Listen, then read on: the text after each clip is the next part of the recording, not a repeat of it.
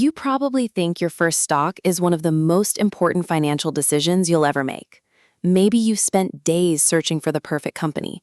Strong profits, great management, huge growth potential. A stock everyone says could make you rich. But here's the surprising part. Your first stock may matter far less than what that first investment teaches you about yourself.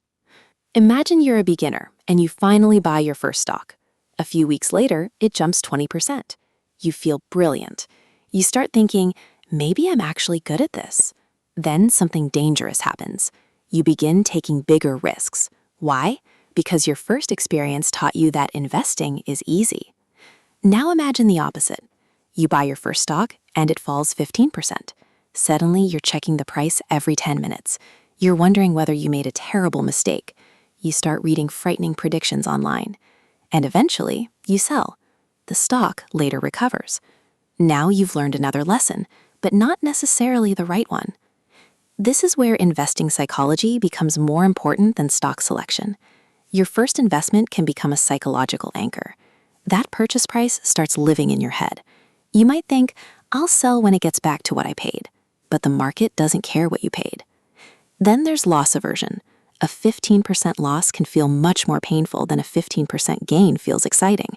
And that emotional imbalance can push beginners into decisions they would never make if they were thinking calmly. There's another trap.